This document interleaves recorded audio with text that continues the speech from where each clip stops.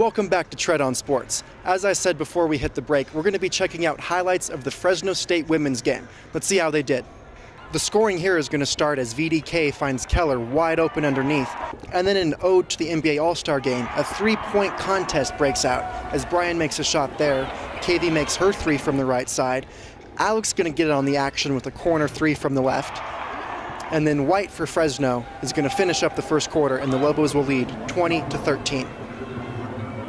And even in the middle of a three-point shooting contest, the Lobos were able to get 8 points in the paint. That matched how many Alex L. had in the quarter, as she had 2 threes and another bucket. We saw Candace White finish the scoring in the first quarter, and she starts the scoring in the second quarter.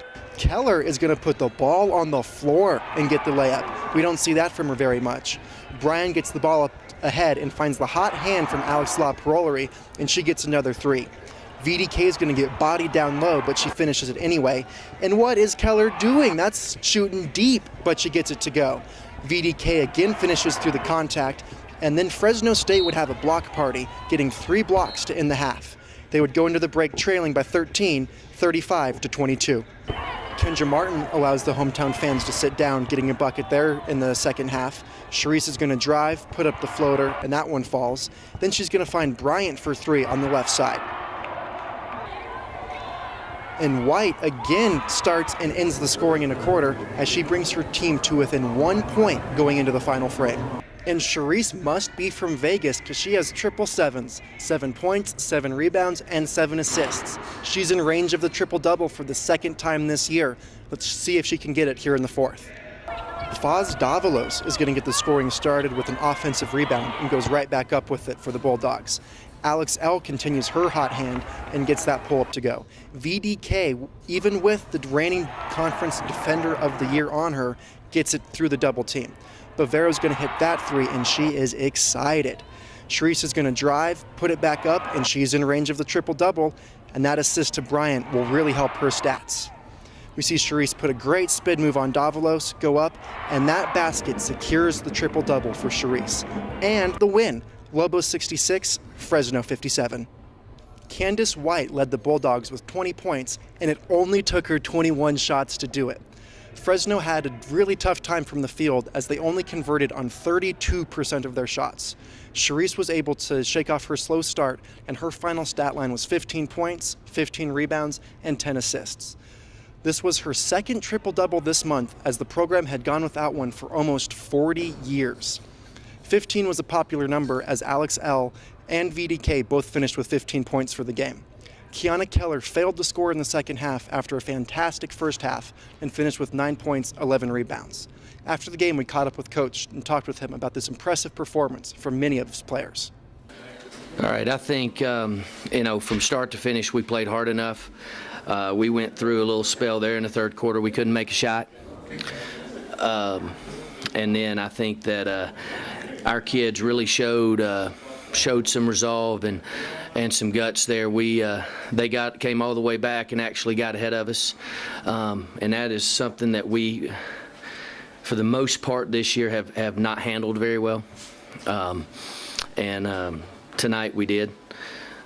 We got a big basket out of Reese, a huge basket out of Alex, down 3. She hits a shot to cut it to 1. Rochelle was really good. We made just enough free throws down the stretch to kind of hold them off. Coach Bradbury is a real joke maker. He has some responses that really crack me up. He has a dry sense of humor, little sarcastic, and I love it. He had one of those responses when asked about what changed for his team and why they were able to make shots in the fourth quarter. Let's check it out. And when I drew those plays up, I started drawing the line all the way in the basket. Because apparently we weren't finishing that part of it. We didn't do anything. We had to keep playing, and we had to make some shots. We were getting them. I don't know what happened to Rochelle there. She missed 3 in a row, point blank. And we had to keep going with that. Those were good shots. She just missed a couple there. Coach was then asked what he thought about the performance of the aforementioned Candace White, who had those 20 points and 7 rebounds. Candace White, if she's not the best guard in the league, she's one of them. So she's hard to deal with. So maybe she'll leave early and like some of those guys do or something, but she's tough to handle, and we did a pretty good job, the best job we could do on her, but she was tough to guard. The Lobos were able to out-rebound the Bulldogs 54-34. Coach was asked how rebounding translates to success for his squad. Yeah, obviously, you probably know exactly. I think we're 13-2 when we out-rebound them, and 2 and whatever's left, when we get out-rebounded. It's really simple for us. We have to do that. We made a big effort to try to offensive rebound better, especially KK, and we talked about that a lot, and she was really good tonight. Linnea Bryan got the start tonight, which she doesn't usually do. I asked Coach why. Yeah, there's nobody left. Like, when Mike got hurt, she was going to start. After Coach, it was Cherise's turn, and she was asked how her team was able to respond to that late run made by the Fresno Bulldogs. Just to stay focused. It's a game of runs, so eventually they were going to go on a run, so we just had to stay together, and that's what we did through that fourth quarter, is stay together instead of putting our heads down. Earlier, we saw Cherise put that spin move on Faz Davalos. She was asked what she saw and was thinking during that play. A little bit. So I thought they were just hedging really hard until I realized she was trying to pressure me. So you always want to attack the post player, but at the same time, she's a really good defender. Averages the most blocks in the game. So I was just doing what I always told to do, is to make a play. Cherise missed all of her 3 shots in the first quarter and finished this half 1 for 8. I asked her what led to her slow start. I just wasn't hitting open shots, so it wasn't because of their defense or nothing. All those layups I missed, like point blank, like I should have made them. Threes, like I was wide open, so I was just not hitting. I wasn't just hitting open shots today. With Fresno getting that late run, Cherise was asked how this game compared to the Boise game that the Lobos weren't able to pull out. We just learned from the last game, like you said, and this time, like, we had to do what we needed to do, which was rebound and get stops. And so at Boise State, that's what we didn't do, was get rebounds. So this time we didn't give up as many second chance points in this game. We then got a chance to speak with Kianna Keller, and she was asked what led to her success in the first half. It's not usually my role, but if they're going to keep doubling Rochelle, I have to shoot at some point to hope that we can get the ball back into her. So I just shot when I was open.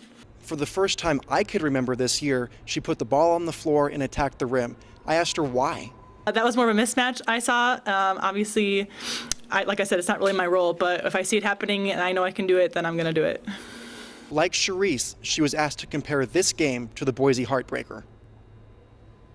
Well, at our timeout, our coach said, pick up your heads, we're going to win.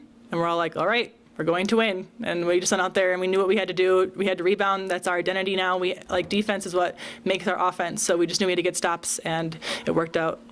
It was a very physical game, and Vanderkill took the brunt of most of it. I asked Keller what she saw and how she thought her teammate responded. I think initially, I think looking at them, we know their post players are like the same height as us. They're a little bit bigger at times. So I think it was a good match for Rochelle to see how she competes against people the same size as her. I think both of us struggled in the third quarter especially, but I think after getting our feet wet again about it, we were fine in the fourth. With all of the injuries, a lot of playing time has been passed down to Hannah Shervin. We asked Keller how she and her teammates are helping Hannah. Well, she runs the 4 and the 5 spot, so depending on the day, I'll have to tell her how to run the 4 spot. If she runs the 5, Rochelle helps her. Defensively, it depends on who we're guarding, so we'll help her through everything. We try to tell her how to talk. She just needs to learn the plays, and she'll be good. I think she'll be good in the next following years. When we come back to this episode of Tread on Sports, we're going to hear from Coach Neal and how his team did out in Fresno. But first, let's see if you can get this trivia question right. Stay tuned.